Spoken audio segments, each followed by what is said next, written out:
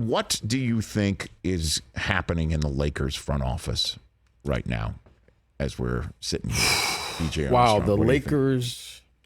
Well, you know what? Right now, they have a lot of issues that they have to attend to, right? Yeah. And with the biggest being, what are you going to do with their two best players? Okay, LeBron James and Anthony Davis. They have to really figure out what's the direction of this franchise and answer this question. Can you build a team as it's currently constructed around those two? And that's going to be a huge question moving forward. And I think will determine the success of the franchise moving forward. Now, you know, you and I, we live out here in LA. It's championship or bust. Correct. So now, can you win with Anthony Davis and LeBron James and then build around it, right? You know, and everything else comes after that, right? What are you going to do with Russell Westbrook? How are you going to construct the rest of the team, so forth and so on? So I think right now they have to answer that question. I think those two have to answer that question. And do they have the pieces? Do they have the resources to build as it's currently constructed with the salary cap, so forth and so on? And once they answer that question, then they can move from there. So let's take these questions one at a time then. I would think you could win, right? You can build a championship team around LeBron and Anthony Davis, don't you think? I mean... Well, I think you can, but you have to look at the way the game is played. You have to look at how many games has LeBron played now over the last 4 years, okay? Anthony Davis, health, so forth and so on. You have to take all these things into consideration because their window is, you know, it's closing, right? You know, LeBron is 37. What am I really expecting him at 38 years of age next year to play 75 plus games and carry a team? If Anthony Davis does get hurt, then what does that do for the rest of the team? Can we move forward, or are we going to have another season like this? Because the one thing that they seem, or at least they're saying outwardly, is if they are healthy, that they feel they have a chance.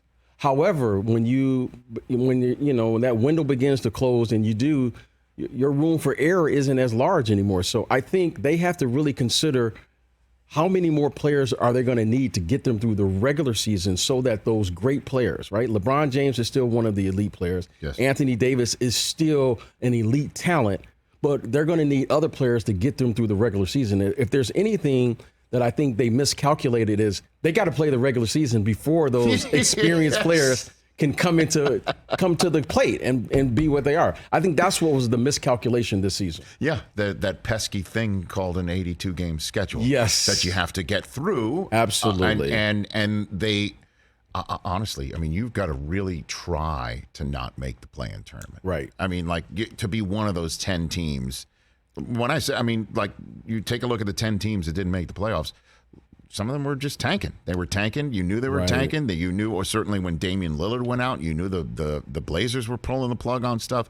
So I guess the answer would be then you'd have to fill out the roster because you can't. I don't think the answer would come out of whatever meetings they're having with, you know, Pelinka and Jeannie Buss and the Rambi in the room, as they're known. Rambi, is that his name? The Rambi? Well, no, it's Kurt and it's Mr. and Mrs. Rambis who have voices in that. So it's the Rambis. That's the way I've heard they've been referred to here in this town. Okay. Instead of the Rambises.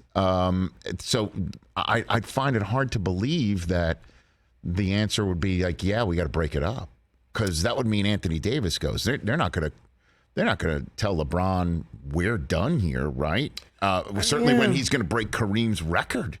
I don't think they say that initially, but you know what? I think once they have a heart-to-heart discussion, you know, everyone's got to figure out where they're at, where they are really at, you know. And I just remember when Shaq was starting to age a little bit, and I was just listening or watching from the outside the conversation that he had with the late Dr. Jerry Buss when they decided to move Shaq. And, you know, I think the one thing that all of the parties involved, LeBron, you know, Jeannie Buss, Rob Pelinka, and all the people here, the Rambis, you know, the people that you referred to them, I think they're going to have to have a heart-to-heart. And that heart-to-heart is, where are we at for real? Like, what's our expectations with this group?